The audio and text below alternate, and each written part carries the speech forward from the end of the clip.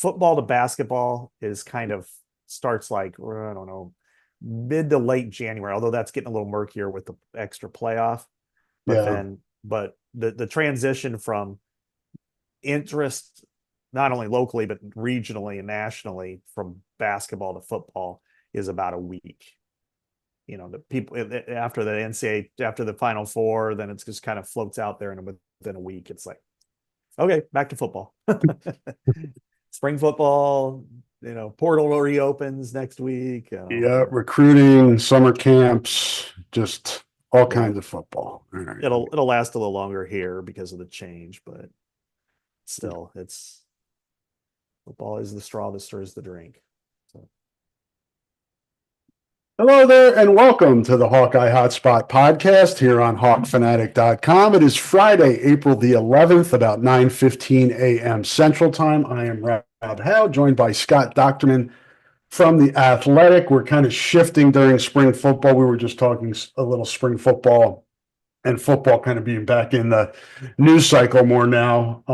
But for us, we go and have Iowa access to players and coaches and things on Thursdays. So we're going to probably shift these to Friday throughout the spring when we do have that access. It's just too much in one day. So yesterday, Scott was an interesting one. I walked in there and I saw Scott and John Bonenkamp, and they pointed to a little like portable partition. And I'm like, what's that? That's for Mark Gronowski interview to keep the natives back from attacking the poor kid when he talked to the media for the first time. But good to hear from him, Scott. I did not hear a lot. I've gotten some snippets here and there. I was there for a different story, but seemed like it went well. Seemed everybody I talked to him said seems like a nice kid with the right approach.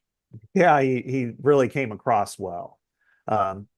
This was our first opportunity to interview him locally in a group setting like that, and he handled himself perfectly. I mean, he's as much as it's our first chance and his first chance in front of like a Big Ten media group, it's he's been around media for a long time. At South Dakota State, and, won national championships Yeah. and national player of the year, that sort of thing. But he was really easygoing, conversational, got a lot of interesting things out there. I thought the partition thing was a smart idea, because the day before I was like, man, I should probably text them just to say, because any of you guys who don't know, us scribe types, guys who write, generally hold a cell phone or a little mic or whatever, and that's about it, or a recorder. And then you got the TV crews who have the big heavy equipment, and when you have several of them mixed with us, it closes that space really quickly, and so this way everybody was spread out a little bit more. I thought that was good, kind of in a semicircle, because It's with more the comfortable for him too. yeah, right, he's got space in front of him and Yeah. stuff, and so I thought that was good. But I liked what I heard, and kind of the rundown of where he is, that he's ahead of schedule on it after his surgery, that that he's thrown a little bit, not much, but on June 1st, he'll be full go doing everything. So, he said he could have played through it, but it made more sense to take care of it now, which of course it did. And the injury, was a major factor in why he's back in college as opposed to trying the NFL. He had that opportunity, and he was like, after talking to people, his agent and his family and stuff, it made more sense for him to go for, to college, enter the portal. He had some opportunities there, which we all know about. I mean, Miami offered him more than Iowa did, and Iowa's paying him a lot. And he decided to stick with Iowa or go to Iowa and got his shoulder taken care of. And, in about 6 weeks, he'll be ready to go. And I think it'll be an exciting time for Iowa's passing game. Seems like a good fit, and that's super important when you talk about, and sometimes an overlooked aspect of, I think we see it more and more now with the transfer portal, but it's so important for whether it be a coach or a player to have a good fit, to feel, and he looks comfortable. I was watching him last week when we got a little bit of the in practice, and he was digging in on plays and talking to the coaches and really, doing what he could do without being able to participate physically. Um, I was talking to somebody about this yesterday too. It's just, and this is not a knock on Cade McNamara. There's just a different vibe now, and I think part of it is, some of us kind of know not to jump the gun here, that he still has to go out and do it. And I think with Cade, everybody was so hungry for better play at the position that, whether it was the program that pushed him pretty hard, the media, and himself, and that kind of raised the bar and expectations. This one just seems a little more organic. Just go through the spring, go through the process, do what you need to do, more business-like, if you will, less promotion. It's funny because I was bringing this up to some of the, people who work at Iowa yesterday, and I said, this is really strange because if you think about it, he's really flown under the radar for the last 3 months. And coming in at the time that he did with basketball, and then with everything ramping up with basketball, whether it's the women playing really well and people really caring, and then on the flip side that the men, we knew kind of where the path was going, and then you had the switch and new coach and everything else. It really put football kind of on the back burner, which was healthy. It's organic, that there's not that intense pressure to, write and talk about Mark Gronowski. So now it kind of allowed him to integrate himself with the program and take step by step without being this major focus. That's going to change. That's changed today, and it's going to change until, after the bowl game. But I think also you got to take personality, and there is a difference there. And one of the things with Cade, and I admit that I thought he would be better. I didn't know that he would be like an NFL guy. I think Mark Gronowski is an NFL guy, but I didn't know that Cade would be. I thought he would be better. And it's hard to know that the injuries were going to happen too. That's a variable that you just don't know.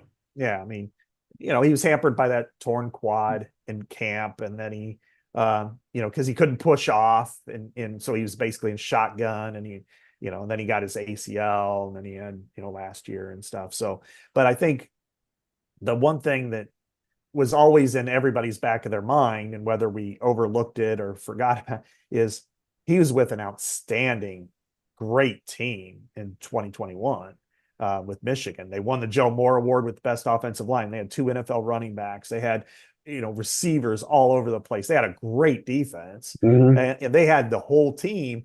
And, the question was that, I admit, I overlooked it a little bit too, which is, did Cade McNamara lead them there, or did they lead him there? And the answer is obvious now. I mean, J.J. McCarthy was better than he was. He just maybe wasn't quite there then. And he was part of a machine. He just kind of, turned on all the lights and, let everything scurry. Mark Gronowski's the other side.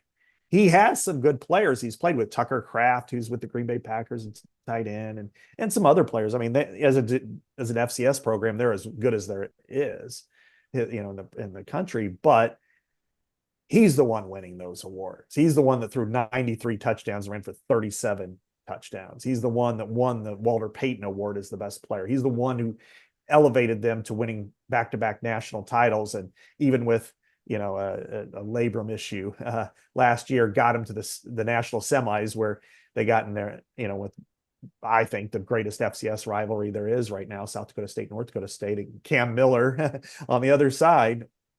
And they played that awesome game. And he fell a little bit short.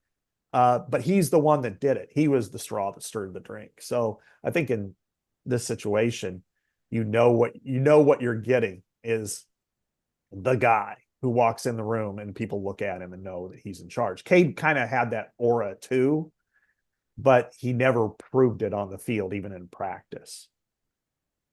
Yeah, no doubt. And I guess the question with McNamara was, can he win at Iowa with less talent than he had at Michigan?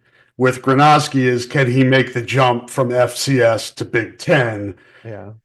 That, to me, is a little clearer if you look at it through the lens of he's an NFL prospect, even at the FCS level. That gives you more confidence that he'll be able to make that transition to the Big Ten. And I mean, the elephant in the room is Cade came in with a historically bad offense that he couldn't help. Now there's a different offensive coordinator. You got Warren Ruggiero in there, new wide receivers coach. It's a different setup, and he, I think, is going to be put in a more advantageous position to succeed. No question. I mean, you look at offensive line. Let's start there. Yeah. You're talking about one of the highest ranked right tackles. He was like second overall last year, and Jennings Dunker, especially as a run blocker, but also as a pass blocker, and Logan Jones, who was one of the highest ranked centers, both of them coming back. You've got, Bo Stevens, who's played, basically been a 2-year starter. One is a freshman and one last year.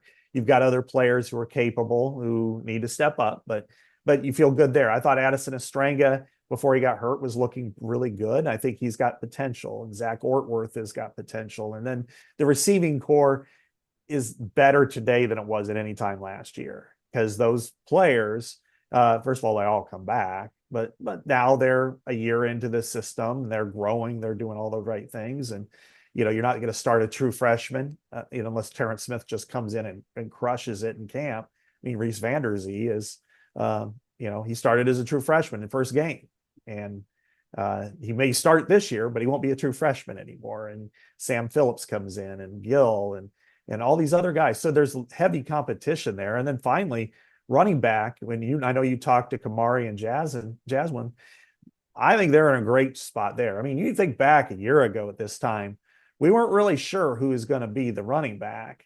And Caleb, was suspended he was third string because he was suspended for the first half of the first game.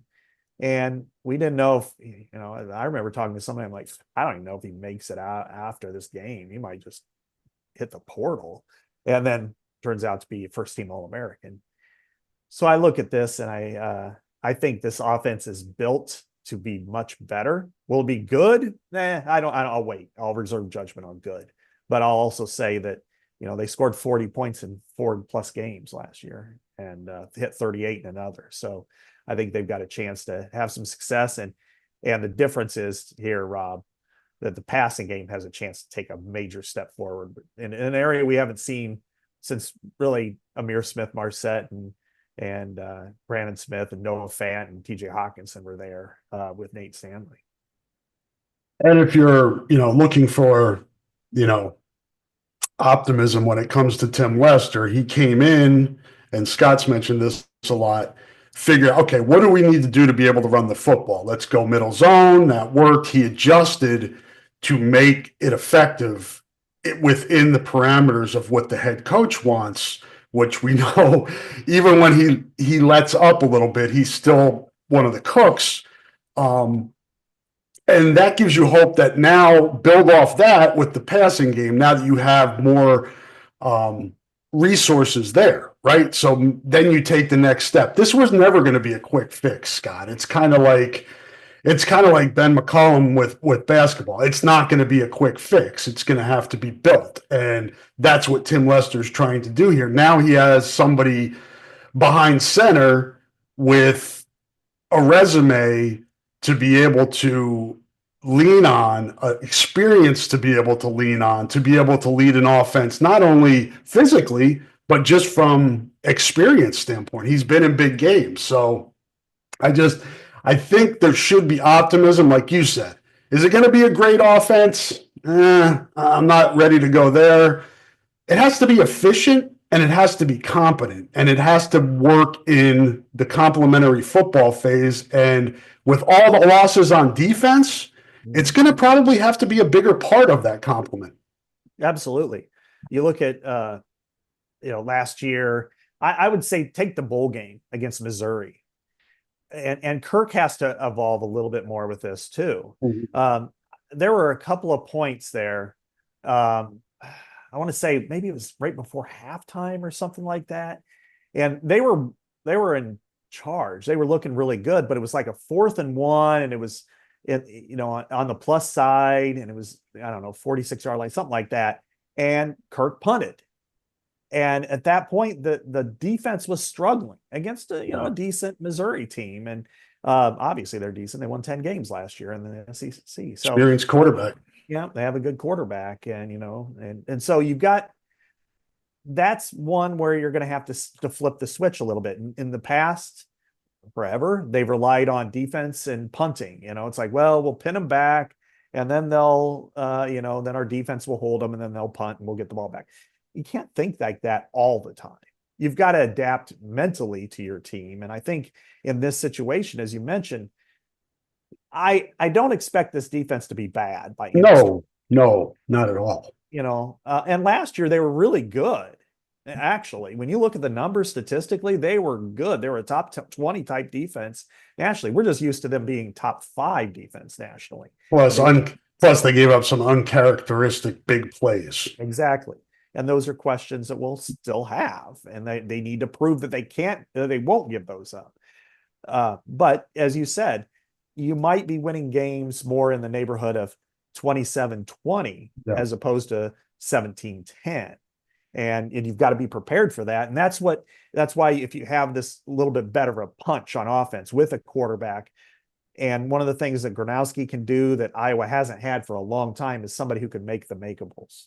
And this really goes back to Beathard in my eyes, that Brendan Sullivan, I think, is still very capable of winning games and playing well and doing all those things. But there were a lot of times he either tried too hard or he missed open receivers. And, there was one, I think it was on the last drive where he overthrew Addison Ostrenga, who was like wide open. And it was like a sit down route that would have been a really good, nice pickup. And you're like, you got to make the makeables. You have to as a passer.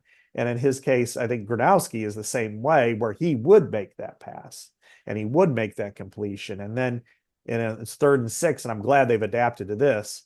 If the lane's there, take it. Get your first down on the ground. So yeah, I think they can do that too. And but overall, I'm encouraged by what I heard yesterday from Gronowski. Did he talk, system, schematic, how he fits, kind of what his vision is for what he can do in this offense?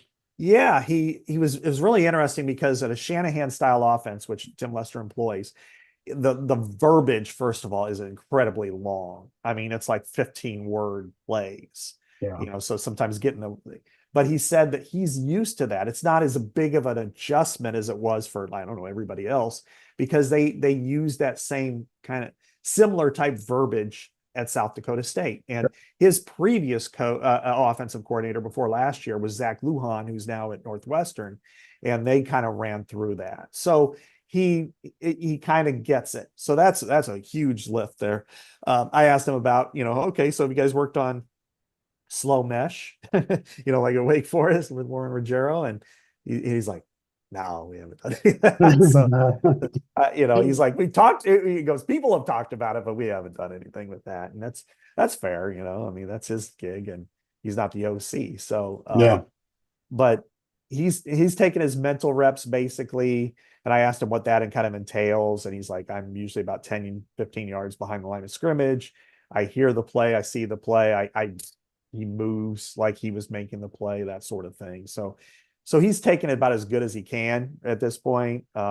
Schematics seem to fit what he did at South Dakota State. And I think he's going to be more than able, but he also understands that now getting back, he's going to have to accelerate his chemistry and timing with his receivers come June. I mean, and so he'll probably be wearing them out. My guess is, after seeing him, but and one other aspect that I noticed, because I wrote about weather and playoffs last year for the CFP level, and I mentioned this to he was sitting at a press conference. It was 16 degrees when they played, and then there was wind on top of that with Incarnate Word, and he's sleeveless, and and somebody asked him about it, and he's like, well, I figure if my lineman can do that, so can I. So I asked him about it, and he's like, hey, that's we asked them to do that, and that's their rule, so I'm going to do the same thing.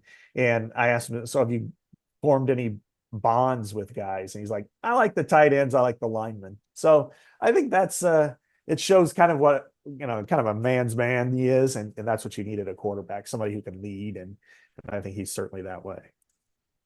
Um, it'll be interesting to see how. I mean, obviously, his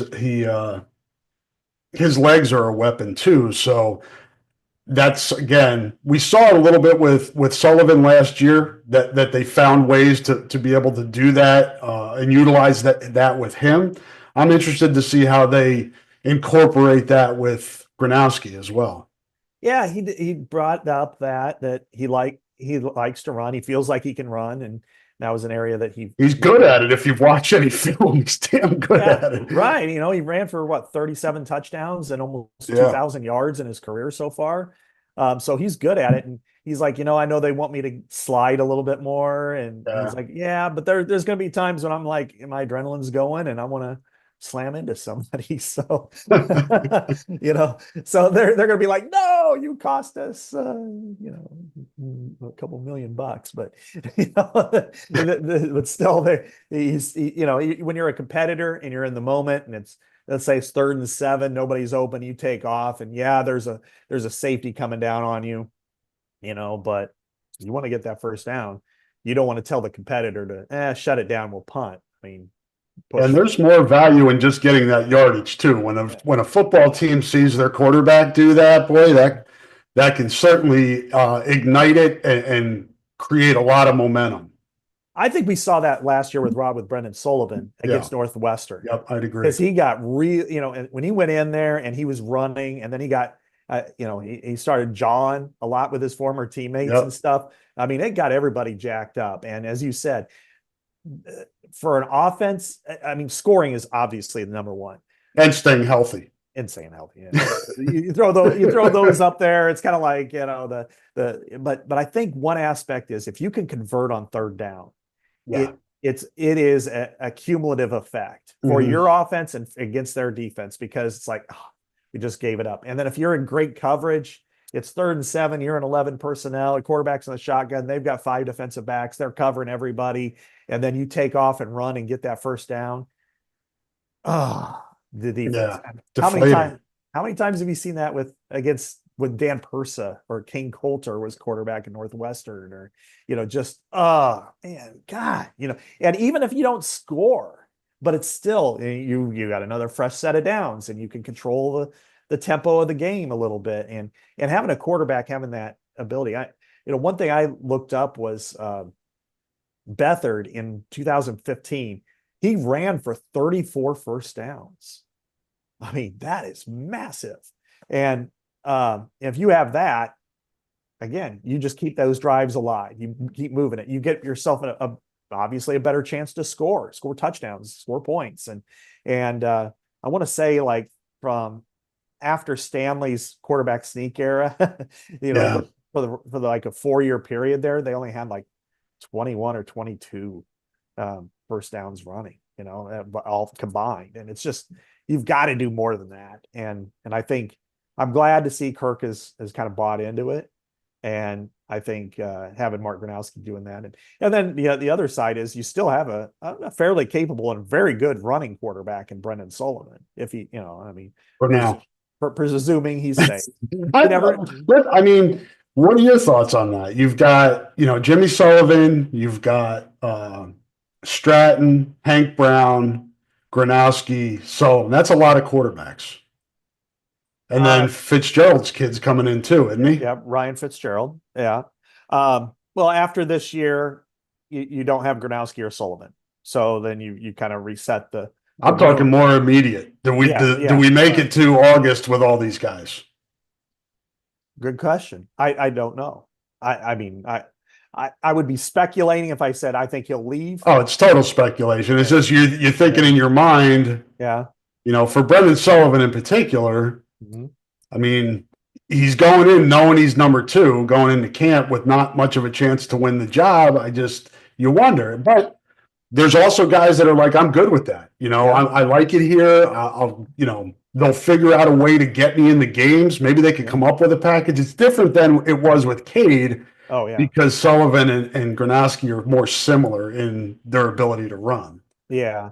And Sullivan has been through difficult times. I mean, Yep. at Northwestern, he was kind of pushed out with a new Mhm. coach. With Braun was like, we're going to go in a different direction at quarterback, and you're not really part of it. So if you want to hit the portal, go ahead. And he came here knowing he was going to be number 2 and competing, and then he got an opportunity late in the year, and they still, he could have hit the portal in January, but he chose to stay. And um, part of this could be, and again, speculating. Deacon Hill went through a similar situation last year. Stay through the spring and get through it, because it only will help you get better, even if you're at Iowa and then you leave, And just to for go through. folks that don't know, they put film together through spring practices that they can send out to other Yeah. schools, in And addition to his work, during on game days. right. So, he could, they could have an agreement that way. Look, Yeah. stick around, because if he was to hit the portal in March before spring, like, or what some of these other players have done, it does him no good, because Mhm. he needs work, even if it's in a different system, just to get football work.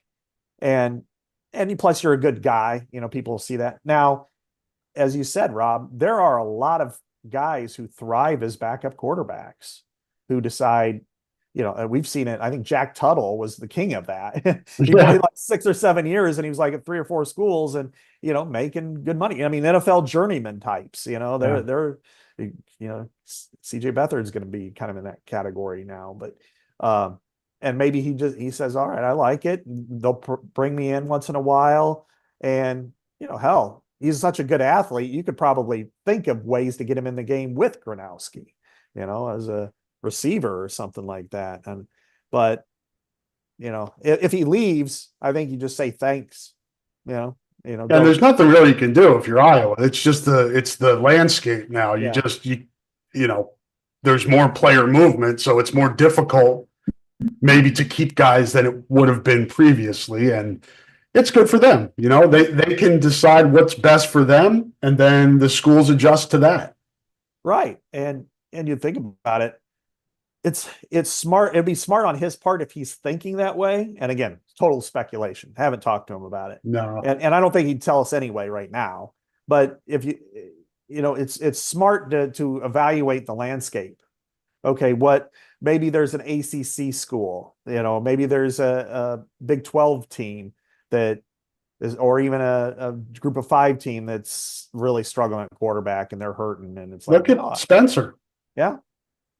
Yeah. I mean, what happened there? Or, last year Deacon Hill went to Utah Tech. That was pretty low. I think Sullivan's better than that. But, there's some new coaches out there. There's some new schemes. Somebody might get hurt. It's kind of like training camp, Yeah. oh shit, somebody had an ACL, and let's, you need to go trade for a quarterback. Well, in this case, you could evaluate after spring football, and it looks like there's a tough situation. You do some backroom looks and discussions, and if it's there, you take it. If it's not, well, you move on. And either way, I think Brendan Sullivan's in a good spot. I don't think he would, if he's self-aware, he could probably realize he's not going to go to the NFL and be a quarterback. Maybe he's got an opportunity if he switches positions, being a good athlete, or maybe what, I just like to play and I like being here and they treat me well, and they're going to get me in games. And,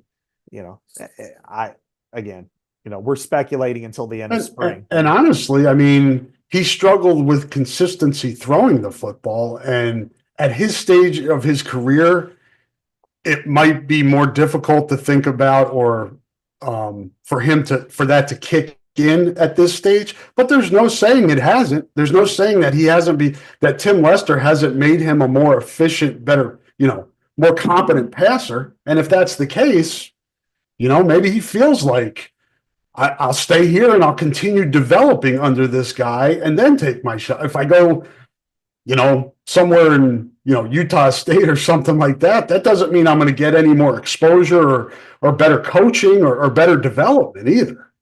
Right. And all that guarantees you is an opportunity Right. at somewhere else. And, you look at what he dealt with last year. He came here as a backup, outperformed Cade in training camp. They still stuck with Cade. Cade gets hurt. He comes in. And if he didn't get hurt, they would have looked a lot better too. And you never know what can happen. You always have to be ready. And would he rather have that opportunity as a number two? Or, if you go somewhere where there's a new coach that isn't sure that, well, yeah, we want to bring this guy in, but then it's like, yeah, but I don't see a whole lot of difference between him and the redshirt freshman. Let's just go with the young guy and see if we can grow with him and he can get better. And then you're stuck for a year, maybe in a place you don't want to be, and you're not playing or whatever. So there's a lot of, we're talking about a lot of different scenarios, and none of them have been, really discussed publicly. But I think but that's just a part of the world we live in. And I don't think he's got a bad decision right now. And if he stays and is the number two quarterback, and then they somehow figure out, what, we want to get him in the game doing some other things, great. Iowa's being much more open to something besides you go here and this is why, and then they were up until last year. Yeah, and that's a good. Scott makes a good point.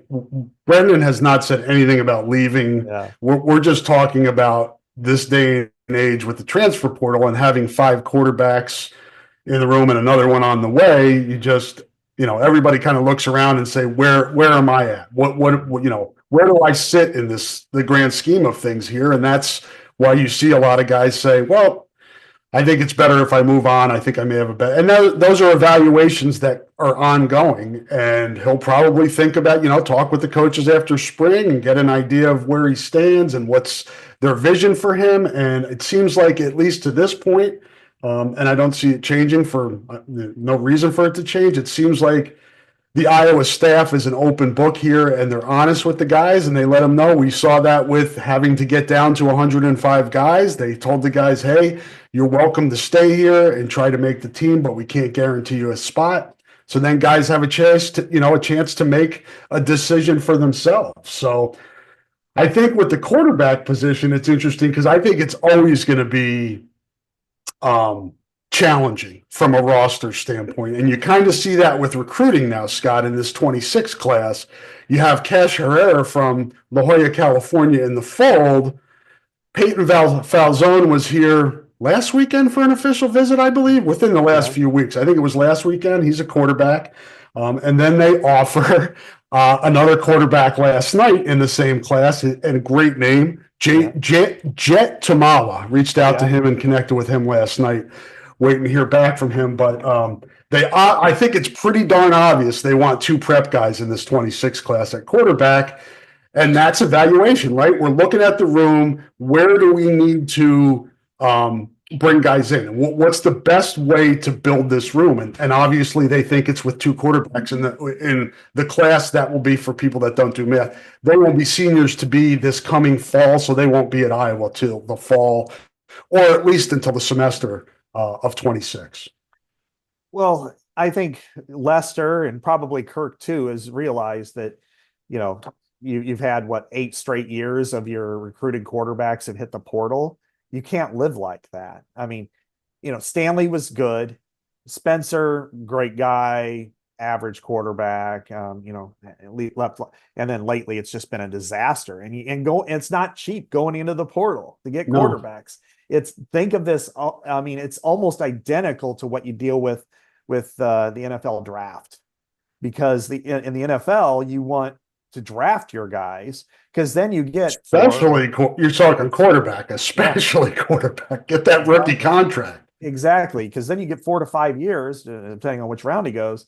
And before then you have to pay up. Yeah. And that's the same way with here. You don't got 4 to 5 years, but let's say Jimmy Sullivan becomes your guy next year. Well, this year you got whatever you got just as an incoming guy, and then this coming year probably not much of anything. What if next year as a redshirt freshman he starts and he's really good, and then but then you've already had him for 3 years basically, or 2 to 3 years before you have to worry about paying up, and then he's already been in your system. A lot of times that means hometown discount, that sort of thing, versus Mark Gronowski, versus Cade McNamara, versus Carson Beck, who went for $3 million down at Miami from Georgia. You've got to pay if you don't have your guy in place. And in some ways it's maybe like that with Hank Brown. This year maybe he, depending on what happens with Brennan Sullivan, and ultimately, maybe he works himself into that number 2 spot, or he's competitive for the number 2 spot. Mhm. Next year, maybe he wins the job as a junior and looks good. Then, then you have to pay him for 1 year, but he's your guy. And he looks at you and says, you gave me my opportunity, kind of like with Luke Altmaier at Illinois.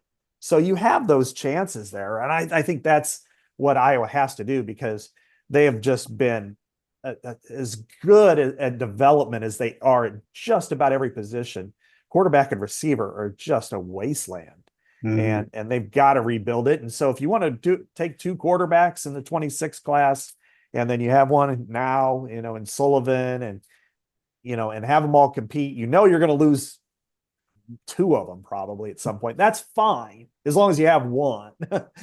That's really the ultimate, is make sure you have one guy. So yeah, I mean, it's a good approach, I think, because you give all those guys a chance to go, to compete, and then whatever the cream is that rises to the top, he's your guy, and then the other guys have to make a decision. Do I stay here and continue to compete, or do I say, you know what, I feel like I'll have a better opportunity elsewhere? But that's just going to be that's just the game now. That's the landscape, and I think it's a smart move for Iowa, because you'd rather do that than bring in a couple transfer portal guys that you're paying for, and you don't even know if they're going to help you. Right. I mean, even as high as I am on Mark Gronowski, what if the transition is just good, merely good? Let's say he throws 18 touchdowns, 6 interceptions, 2,500 yards. So those are good numbers. Those are better numbers than they've had in a long time. But you get to 9-3 in the regular season with something like that, let's say. Yeah. That's fine. You've got a good quarterback, but it doesn't guarantee you're going to go to the Big Ten championship game or go to the playoff or anything like that. And nobody else does either, for that matter. But you save yourself some money. And now when you have revenue sharing interior, and you have your extra collective money, you're going to want to build it everywhere. It's just like with the NFL, with those, you want to get those rookie contracts going. I mean, the 49ers have had the best deal in sports because of Brock Purdy, seventh round deal, but this is the last year for that. Excuse me. And so you build around that. And that's why teams are like, oh, wow, in year 2, we really hit on this quarterback. And now we can go out and get that free agent pass rusher, the left tackle, the wide receiver, the shutdown corner. And you can do that, fortify your area. Like if you didn't have to pay for Mark Gronowski this year, then it's like, well, then maybe you can go out and get a premium left tackle instead of going to Ohio State. Maybe he comes to you, or a corner like that. Now you're like, I don't know if we have the kind of money to be able to go out and get that guy. So now we've got to really accelerate our development at left tackle and at corner to make sure that this doesn't bite us in some of these key games. Yeah, the parallels between college and NFL football become more pronounced as we move forward here. It's a lot of the same. So, all right, let's take a little break here, and we'll come back and we'll talk about a couple exits from the Iowa football program, and get an update on Ben McCollum and Iowa men's basketball, what they've got going on. Support for this podcast comes from Systems Unlimited, celebrating 50 years of providing services to people living with disabilities and mental health needs throughout East Central Iowa. A list of their services and upcoming events can be found at sui.org. That's sui.org. We'll hear from a few more sponsors now, and Scott and I will be back on the other side with more Hawk Talk. Hang tight.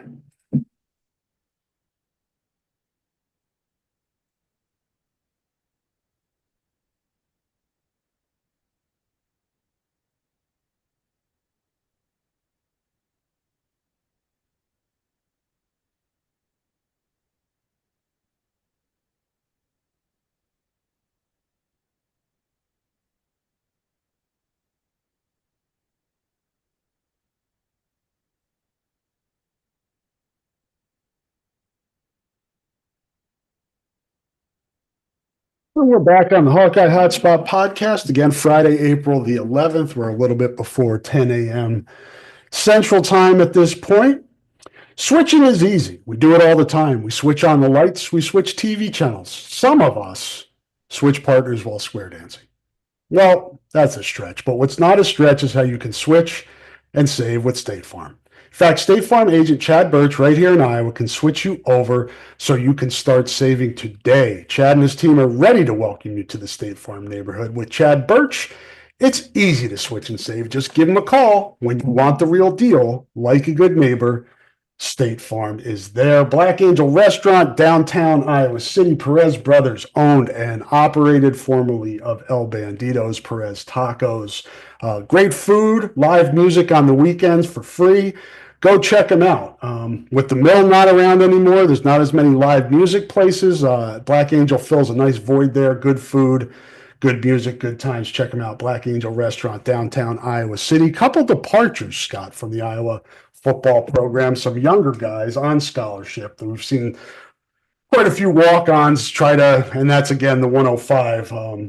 We talked about guys being allowed to come back, compete, but you figure, where do I stand? And guys, at least the walk-on guys, a lot of those guys have moved on and done well. Some of them have gotten scholarships, but tight end Gavin Hoffman, and again, we talked about this. Iowa's taken multiple tight ends in a few classes here. Not exactly like the quarterback position because you play multiple tight ends, but it's still a competitive, deep room that sometimes it's tough to see the field right away. So not a huge surprise there, but still, you don't like to lose quality depth.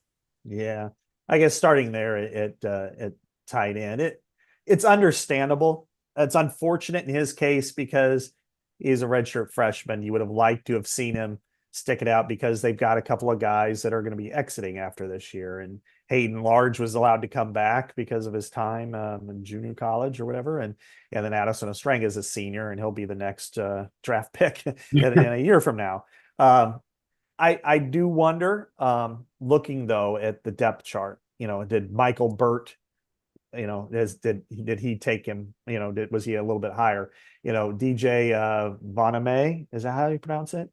He's Voname or Voname, I don't know. Yeah, a redshirt freshman, walk on, is also impressing them quite a bit. And not surprising. Yeah, I mean, he was a great athlete. What, Carol Kemper? Carol Kemper, yep. Yeah. So he was a guy that it impressed him. So his mom Becky worked sports at the DI when I first moved here. So, oh, really? Yeah, we're old. Wow. I'd say, so that's interesting. It was kind of cool though to see that her son is going here. It was good for her. She's excited about it, obviously, but it's great to hear that he's doing well too. And then not surprising when watching his high school film, he's a player. So, automatically they've got three guys ahead of Hoffman, Burt, Boname, or whatever. And, when you have Ostrenga, Ortworth, and Hayden Large, and, coming back. So you have those three, and then you sprinkle in, maybe if you're, again, behind a Michael Burt or DJ or whatever, you're probably looking at the depth chart going, I'm not going to break through this year. I'm not going to play at all. I had other schools that were really interested in me. Maybe I need to go, check somewhere else out. That's understandable. That's just the way it's going to work from now on. Plus, they have three tight ends coming in the 25 class, including Mason Woods from West. So, it's a crowded room. You've Thomas Meyer. Really, 4-star prospect. So Eli Johnson's got a lot of. He might be one of the underrated guys in this class. And Mason, as we know, is a really good athlete and son of LeVar. And so, that's a crowded room, and it's understandable. It's like, hey, I know I'm not going to play this year, and who knows, I might get jumped. I'm getting out of here. Why can't? Understandable. The other one, Rob, was a little bit more of a, I didn't quite see that one coming, was Joey Van Wetsinga yesterday. And who's an early enrollee for those guys, that people that don't know. He's in the 25 class, but he enrolled in January early. And it seemed like things were going well for him. I know that this was a guy, he was one of the first, he might have been the first. He was. This class. He was the first class committed to the 25 class. And I know, his older brother, Rusty, wasn't guaranteed a scholarship. And so he went ahead and I think ended up Central Michigan. Central Michigan, yep. Then he commit to Northern Illinois first and then went to Central Michigan when they Drinkle got the job there, I think. Yeah, he originally was committed to one of the FCS Illinois schools, I think, Yeah. and then he switched to walk on at Iowa. So yeah, Right. he's one of those guys that really the transfer portal and scholarship productions, he's one of the guys that it impacts more, maybe more than others. Yeah. But he's going there. I think he's now moving over to linebacker. And then of course Joey was more of a prized recruit. I'd talked to his dad about him before, and I played against his dad in high school. He was a monster, man. If he was about 2 inches taller, he would have been, instead of a D3 All-American at Augustana, he would have been might have been a FBS guy. But I think, I can't speak to this one. I think I'll have to learn more. Some people have speculated that it's because his brother left. I For would me, hope that Scott, if you noticed his tweet, he highlighted his defensive accolades on the bottom. And when his brother Rusty retweeted Joey yesterday, he said, the best defensive lineman in Iowa. Where did the Hawkeyes want to play him? Center.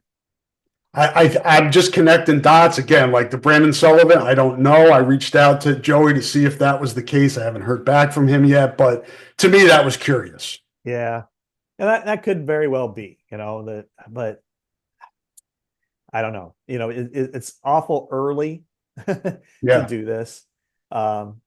They usually kind of let guys come in and decide where they want to go. Maybe that wasn't the case here. I can't speak to that. I haven't heard anything even off record or whatever on this, but it's unfortunate. I mean, the kid would normally be going to prom here in a couple of weeks, and now he's already hitting the portal before the preseason camp's over with. So, I mean, they have a lot on both sides of the ball.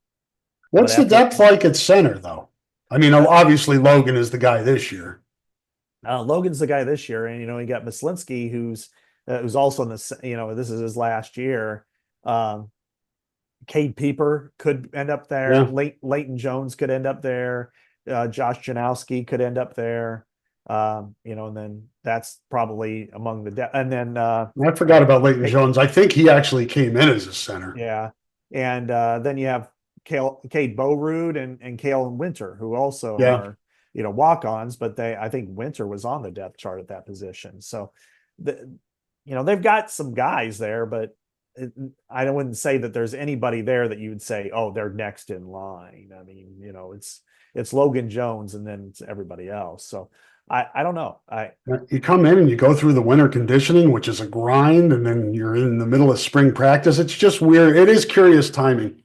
Yeah. I mean, I know, maybe he just wants his name out there. Maybe he has an idea, but this one bears watching, because now you're going to want to see what other schools in the Big Ten and your rivals will pounce on this, because an Illinois comes to mind. He's a Quad Cities kid. Do they look at him? Central Michigan. I mean, if that's the case, if he wants to play with his brother, I would think I would discourage that because yes, you want to play with your brother, but on the other flip side of it is, you got to think about yourself, and Joey is a better prospect than Rusty is or was. So, but anyway, I mean, I could see Minnesota trying to make a run. I could see Iowa State trying to make a run, and those are things that you've got to be prepared for. But to get to this point and to leave, I don't know. This one, Gavin Hoffman, totally understand. This one, I struggle with a little bit more. And the timing, this is when the portal's open. It's goofy, and that's why guys are going in during Iowa. And some schools obviously have different spring practice schedules and a calendar year, but for Iowa, it's kind of hitting them right in the middle of spring practice when Lester leaves and Hoffman leaves and then Wetzinger leaves, all scholarship guys. It's kind of younger scholarship guys. It opens your eyes a little bit more to this. This is the new age of college athletics, and you don't want to just say whatever. But you kind of have to say, if a guy doesn't want to be here and he thinks he has a better opportunity somewhere else, you wish him good luck and next. Yeah, exactly. You can't get too hung up on that. I mean, you know, we'll say this, that last year's exit of Caden Proctor was much more devastating Yeah. for not only because he is a first round prospect, but for what you had to endure, how you brought him back, the PR hit, all of that was, this is unfortunate. You move on. All right, well, you treat it kind of like an injury and then you move on, and maybe you'll face him, maybe you won't. But I think it was maybe a little short-sighted, but I'm not going to. People have their reasons. Maybe he had a discussion. Maybe that's what he wanted to play, and they're like, "Well, let's start you at center," and Yeah. and he didn't like it. He wanted to move, and they said, "Nah, we're not going to do that." And Again, important. Scott and Rob did not say this is what happened. We're speculating. absolutely speculation. So So where are they, Scott? Are they at 105? They got to be close to 105. they are officially, and I have this list out. They are at 105 and they are at 81 scholarships. Okay. But you look at, I would say there are probably 3 or 4 walk-ons I use that in quotes, who will probably end up scholarshiped, and depending on what happens, because they may want to go get somebody or two in the portal too. Could still be injuries too that we Yeah. don't know. You don't wish that or hope it, but it's part of the game. And you might have you probably have a player or two who's still going to hit the portal at Yeah. some point that they got trapped. They're just waiting it out, or until Wednesday, which is the first day you can get in the portal anyway. But Caden Weegan, Hayden Large, Jackson Rexroth. I mean, you're talking about 3 guys who are, if they don't start, they're certainly going to be heavy contributors in a lot of ways. Those 3 jump off to me right away as guys that can, be scholarshiped, and and then they tend to do that with a senior anyway, and Kale Kolarik or somebody like that, and then there are a couple areas that I don't know. I'm a little there's 2 positions that I think I'm concerned about, and one is corner and the other is left tackle. Do they find or see somebody out there who may be may fit, if they don't think that? But then that's why they went through spring ball too, is to see if TJ Hall and Deshaun Lee, can they go from being guys to guys? Can Jack Dotzler or Trevor Lauk step up and be a left tackle? I mean, they had to do that with Mason Richmond as a freshman, and it wasn't great, but maybe they're farther along. And as we know, Rob, in this transfer portal era, and we had the same long conversation at quarterback, that you're much better off if you can develop your own guys. And because, remember the D2 guy that they brought in a couple of years ago from Saginaw State, Parker, I think that was Dejon Parker. Right. It just didn't work out. Hey, they swung and they missed. No problem. It happens. But if you're relying on somebody like, hey, this guy's, he's 6'5", 6'6", long arms, 300 pounds, played well at D2 or FCS or something like that, you go out and get a guy, and then you realize, you know what, Lauk's better, and he's got a better, more upside, or Dotzler's better, then, Cannon Leonard, maybe he's better. You start to go that route, and it's like, well, why do this? I mean, they kicked the tires on a guy, in the Valley, who was a pretty good player, and one person kind of said, well, kind of a poor man's Nick DeYoung is how they described him. His going rate was like $800,000. They're Yeah. like, no, we're good. We don't want that. And he ends up going to like Texas Tech, so that's the price you pay. And that's why their development is so paramount. And I think that's what you're seeing here with these guys, and I would be surprised if they kept the rest of everybody. I think there'll probably be 1 or 2 more that leaves, a wide receiver, I mean, it's a deep pool right now. If somebody feels like they're a little light, or maybe one of the defensive backs, something like that. Yeah, that makes sense. And again, it's constant roster management now. It's not just the coaches, they're evaluating, but the players are evaluating. Where do I stand? What's my path to the field?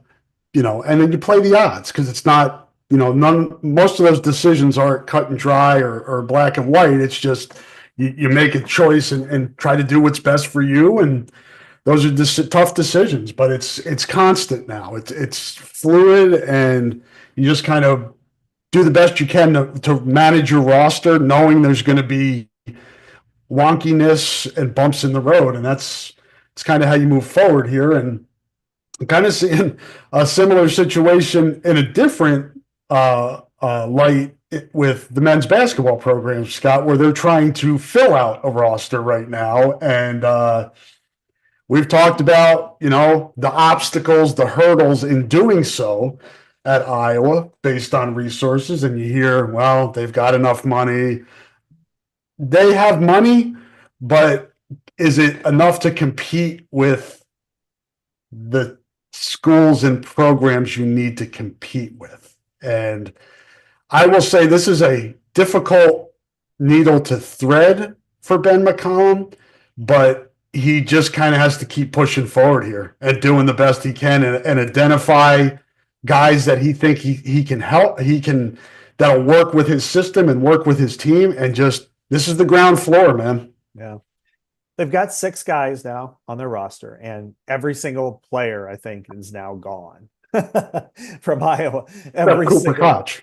Yeah, well, yeah, bringing him back, yeah. Yeah. But the rest of them are out, and so you're at ground floor. Your guys, no coaches are returning. So it's so you're starting over at the ground floor, and he brought in 5 guys from Drake, and I'm kind of mixed with that, Rob. Bennett Sturts is one of the best players in the country at his position. I'm not going to deny that. And Cam Manyow is really good as well. I would say Tavian Banks is a really good player. So those are 3 guys that kind of jump out to me. Isaiah Howard has some potential. Cale Combs was a young guy, so okay, he didn't play a lot. He was young. We'll see what happens there. And then I think Cooper Koch actually has a lot of talent, and we'll see that come through. But he's got to get a minimum 4 or 5 more just to get to a good spot. And listening to one of the podcasts he did, I think this one was with Chad. He said that he has kind of like a silent commit, but he's just waiting for him to announce it. I think it's post guy. So you're building it in the way you want to build it. As far as you mentioned money, you're not rich, but you're not poor. Let's they may be lower middle class of the Big Ten right now, working their way to middle class, but they're way better than you and I. It's just important to spend that money wisely. You don't have a lot of room for error. Exactly, and it's threading the needle, as you said, and I think he understands that. That's one area that I don't have any issues with him is. He was a little over a year ago, he was at Northwest Missouri State. He was at Drake. He found those, a couple of guys from Wyoming. He brought guys from Northwest. And then, wow, they won 31 games and beat 4 power conference teams. And a couple of them ended up in the tournament. One was in the tournament. And so I think they're more than capable of taking that, that money ball approach and making it work for his system and play well in it. And because his system is a very distinct system, and it's so different than what Iowa has run, that you're going to need players who fit it rather than just guys. But my question is going to be, until I see it, and see it not just once but 10 times, is will he have the athletes to compete in the Big Ten Conference? And it's one thing to be able to beat Missouri in the tournament, beat Vanderbilt, beat teams like that in individual games. It's another thing that, you got to go play Indiana with Darren DeVries, and then you got to go play Dusty May in Michigan, and then you got to go play Ohio State, and you got to fly to Maryland, then you got to fly to Washington. Yeah, and then play Oregon and Dana Altman and Matt Painter and Illinois, and they love you at Illinois, and they hate you just because you're Iowa, and you got all that. You're going to have to do that every single night. And even like what we saw with Iowa, they were riding a little bit of a high in the season when they beat Indiana's ass. Then they go out to to LA and get whopped twice. They come back home to play one of the worst teams in the league, Minnesota, and they fell flat. And that's where it really just, to me, thought. But that shows you what the schedule is going to be like. Next year, you're going to go to Oregon and Washington, and then maybe you come back and you play Northwestern. Maybe they're not great, but then you come back and you're flat and you don't play well. They'll beat you because they've got talent. The Valley is not the Big Ten. You have some nights off in the Valley. Yeah. You don't really, there are not great teams. There are some bad teams in the Big Ten, but even they can get your ass if you're not playing well. The 16th team in the Big Ten won the Crown Tournament. Yeah. Good point. USC didn't make, USC did make the Big Ten tournament, but they had a losing record. Northwestern chose not to play in a postseason game. They had a winning record. Ohio State could have got in the tournament, but Iowa got them, in the Big Ten tournament. So there's, Rutgers has 2 lottery picks and had a losing season. So the Big Ten is a different animal. And what I've listened to from Ben McCollum, and I really like him. I think he's going to do a great job and everything. And he's got a lot of confidence, and he needs that confidence. But, at some point you're going to get your comeuppance in this league. You're going to find out, you're going to lose 2 back-to-back games, and they're not going to be pretty. And you're going to go, oh, how do I get people back? And he'll do it. But you bring 5 guys from Drake and you bring back 1 guy who hasn't really played. You got to be careful. You just have to be careful. Yeah, no doubt. I think he's doing what he can do. Like we talked about, being out there. He's doing interviews. He's doing podcasts. He's, pushing the program. But there's stuff there are aspects, as we've talked about, he can't just make money. He could, but that'd be counterfeit. He could go to jail for that. It'd be a federal offense. But he only has certain resources with which to work. That's the challenge for him right now. But I don't think he can coach. That's obvious. He can identify talent. Yeah. But it's the same obstacles that Fran had in terms of resources, different guys, different coaches, different approaches, get all that. But it's still your program, and that's what you're trying to build. And he's got to, and I think we may have talked about this last week, whatever he does here, he's got to instill hope into the fan base next year. It's not about making the NCAA. It'd be great if he could do that. And I saw, was it John Fana that had them in the top 25? It's great. That's nice, but I don't know. I don't get that, but whatever. But he needs to. You talked about the Drake guys. Yeah. Bennett Sturts reminds me a little bit of Mark Gronowski in terms of I have a really good feeling about them being able to make the transition from up a level, right? I think they've shown that they can do that. The other Drake guys, Banks looks good. The big guy, how do you say his last name? Manuel. Those 2 guys, you hope can translate their games, but it's still a question mark, and we'll see. Kind of like Sam Phillips in for Iowa football. Yeah. They're moving up. You just don't know. But he is in on some decent guys here. So how could he fill this out? Nick Lewis, combo guard out of DC, who I wrote a story about in June of 2023 when Fran offered him, was committed to Xavier. Sean Miller went to Texas. I think Texas is also interested in him. Texas is obviously, they're fishing in a different pool than Iowa is in terms of getting players, but he's here. He got here today, I believe, on an official visit. So that's important. You get a guy there from Washington, D.C., see how that goes. Wes Ennis is a guard out of Division II Lincoln Memorial. I believe he has had a Zoom or is having a Zoom with Iowa. He's a guard, a scoring guard, would be a nice get. And then who's the big guy out of Grand Canyon, Scott? I'm forgetting his name. I know you're talking about. He's coming next weekend, right? Yeah. I'll look him up. Is it Brennan? Duke Brennan, Drake Brennan, something like his last name is Brennan. I know that. He's a 6'10" guy from Grand Canyon that's coming here too, or to visit. So they're in on guys. They're doing what they can do here. It's just which of these guys they're going to get.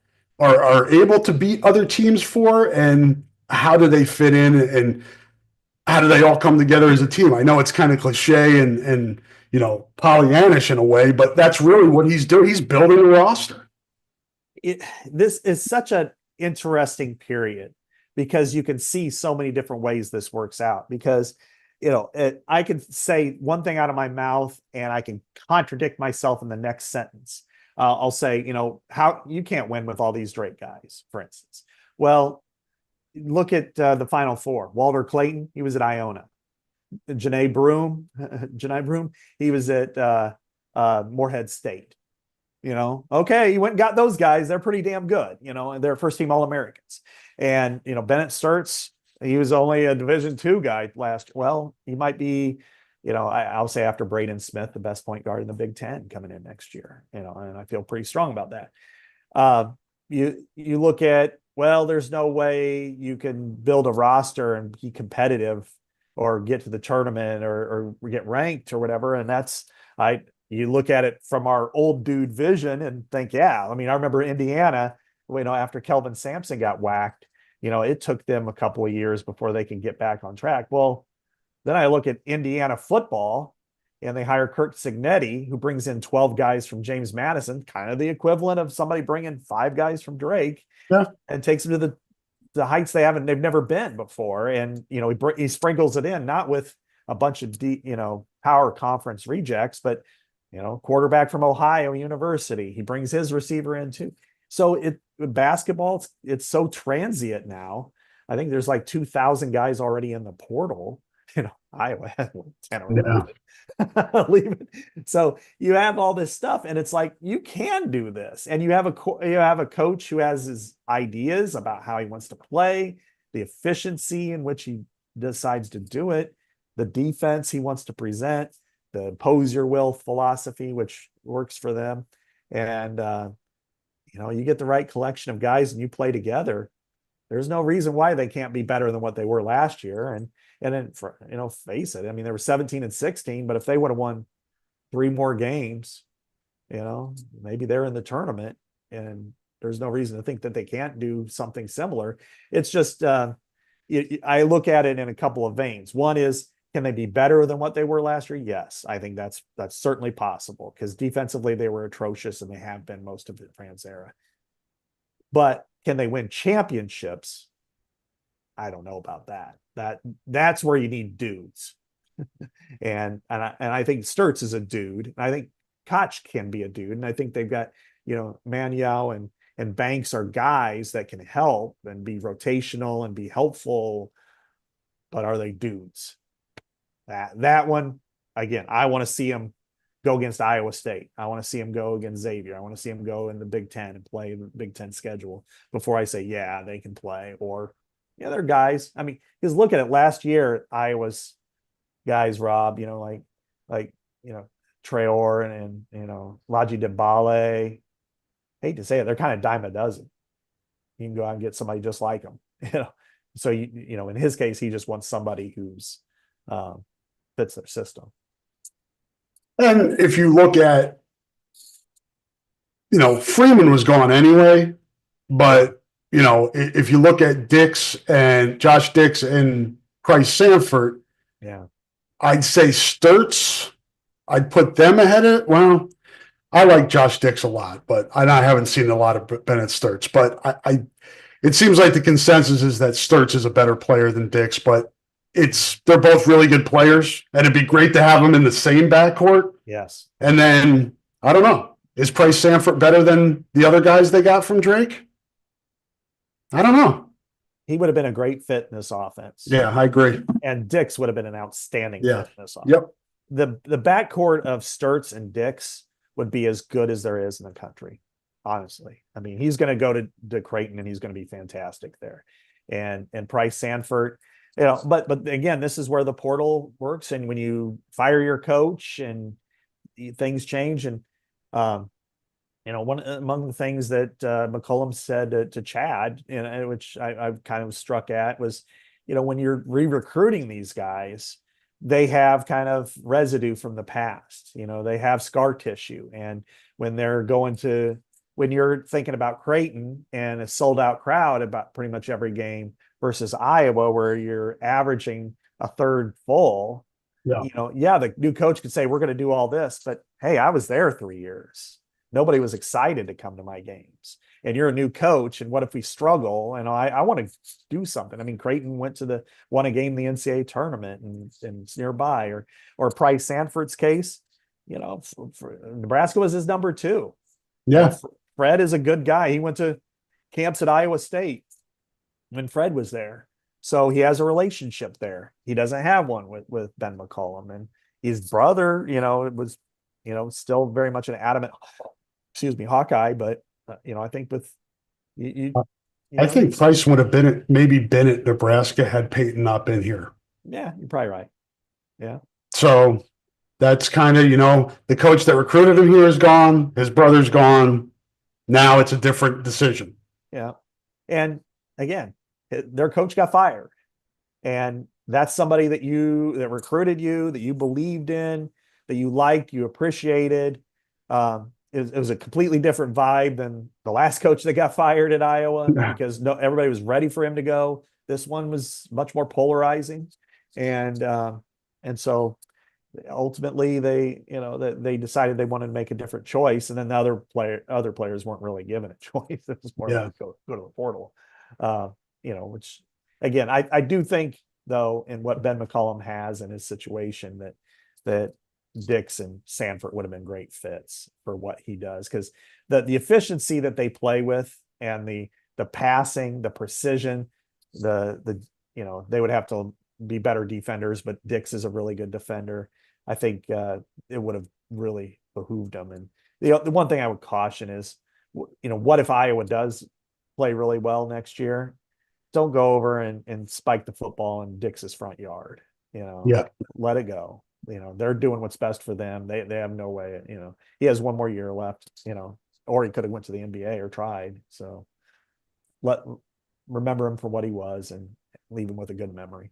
Yep, he gave his all when he was here, and that's Absolutely. what you need and what you all ask for. Tobias Bass from The Athletic. It is Duke Brennan, and he has scheduled 3 visits. Yeah. Stanford this weekend, Villanova the 15th through the 17th, and Iowa the 18th through the 19th. Again, that's the big guy from Grand Canyon. 10.4 points, 9.2 rebounds, all whack last year. So obviously, guy, I think that could help.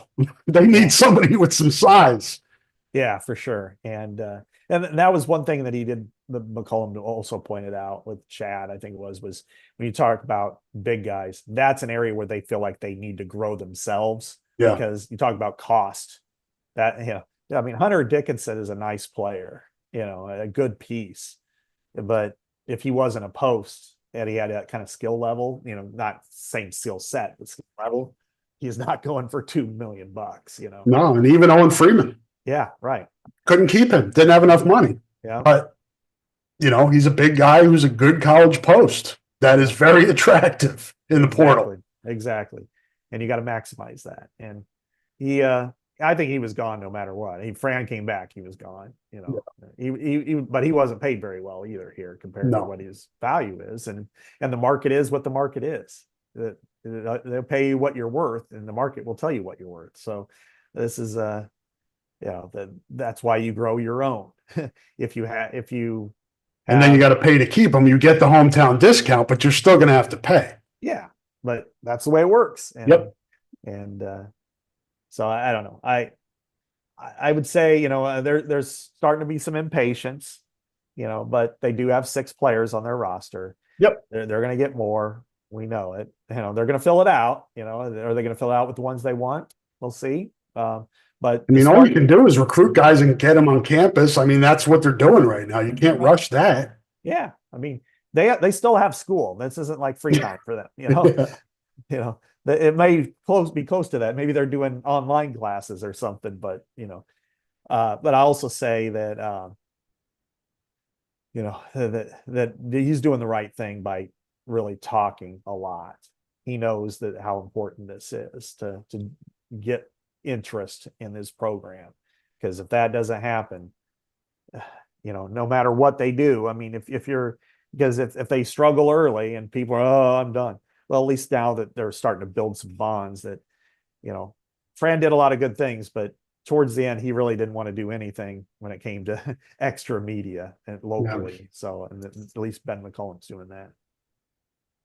Yeah, and it's you mentioned earlier that McCollum has his staff now. No Matt Gatens. I was wondering how that one would play out. Obviously, a guy we know that we covered here, both as a player and a coach. Kind of stinks for him. I mean, he was home, but you just look at it and you say, McCollum's got to hire who he's comfortable with, who he thinks can do the best with him. And it's unfortunate, but I think Matt will land on his feet. He's started to build a pretty good resume. He's got a good reputation in the business, and he's got a lot of friends in the business that can help him land in a pretty good spot, I think. Yeah, he will. It's sad because he's from here. You think about, he and his wife Erin, and there's 3 kids I think they have now, and their families. She's from Marion, I think. He's of course from Iowa City.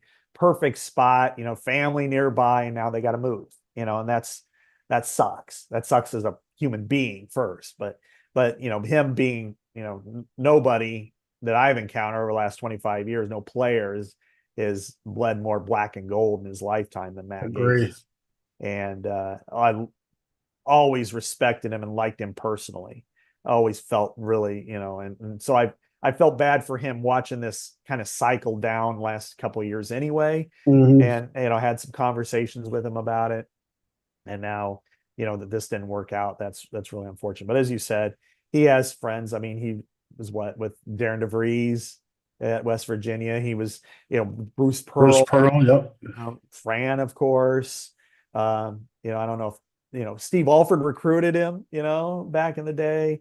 He'll find a spot and he'll be good at it wherever he goes. And, and I don't think it would be a bad thought for somebody to hire him as a head coach at some point either, but I'm sure he'll find a pretty good spot pretty soon. Yeah, it is a bummer. Like you said, from a personal standpoint, he was very happy when he came back here. Yeah. And I was talking to him because my kids obviously your kids were in Iowa City schools. And he was kind of like, oh, this is cool. My kids get to go through the same schools that I went through. But life throws us curveballs and we adjust, and hopefully he'll land on his feet, which I'm pretty sure that he will. We've run this pretty long here, Scott, but I did want to mention Iowa baseball. Home this weekend against Nebraska. Big series, obviously. Iowa, man, I did not see this coming. I know the schedule's been favorable to this point, and it toughens up a little bit, but 12-3 in conference, Scott. I think Rick Heller's a pretty good coach. Every year we overlook Iowa baseball, and then boom, there they are. And Rick's been a godsend. I mean, you want to talk about a program saver over the years, and I know that's not really talking about the moment because I haven't paid a whole lot of attention. I haven't either. I hope to now moving forward, now that there's a little more time. But yeah, other than noticing that they're winning and they're sweeping teams, and then last week I think they lost like their finale to Northwestern, which was really disappointing to them. But you think about the coaching disaster hire process that baseball was after they let go of Jack Dahm, and how he saved the day, and he saved Iowa baseball to this point. Which could be tougher moving forward, but that's another story. Yeah, that's one we can talk about in the future. Save a whole other podcast, as they say. But he's done as good of a job as anybody at the school, at any sport. I mean, and if you think about it, Rob, Iowa's been blessed with some great coaches, fantastic coaches, and he's right up there with them. I mean, you look at Kirk's resume, that's great. Lisa Bluter's resume was fantastic. Tom Brand's, yes, he's second, but still pretty good across the board. Franz was really good for a while. Especially that's the program he took over. Yeah, from where he was to what he got. Yep. Yeah. Joey Woody has been fantastic. Yep. Lisa Salucci, you want to talk about a program that was in turmoil and to be able to turn around field hockey. David Delaney at soccer has been great. On and on and on. And hopefully they get softball straightened out. That's kind of its own little situation. But yeah, I mean, Rick has been fantastic. And they lose guys that they're in a struggling climate, they're in a struggling market, and yet here they are. I don't know how much longer he's going to be doing it, but man, he's worth every penny that they pay. Yeah, Nebraska's usually good at baseball. It is again this year. Tonight, Friday, April 11th, 6 o'clock, 6:02 first pitch. It's country night out at Banks Field tomorrow, 2:02. It's Hawk's Nest Day. That's the theme. And then finally on Sunday, 1:02 p.m., it's Go Green for mental health.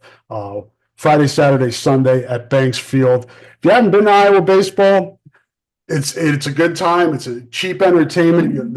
It's good for kids. They do stuff, giveaways,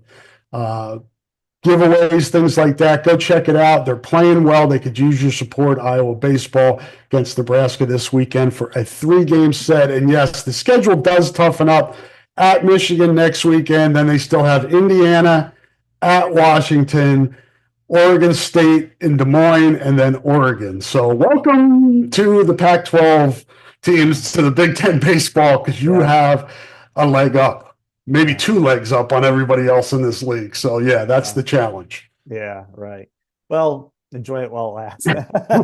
You never know. I mean, but that being said, even if they falter, this is still a fantastic coach, and it's worth your support. And I want to say, with the Hawks Nest Day, I think McCollum might be throwing out the first pitch. I think you might be right with that. Yeah. So that's Saturday's game, 2:02 first pitch. So if you're looking to just go to one game, that might be the one where you get the most Hawkeye bang for your buck, so to speak. So exactly.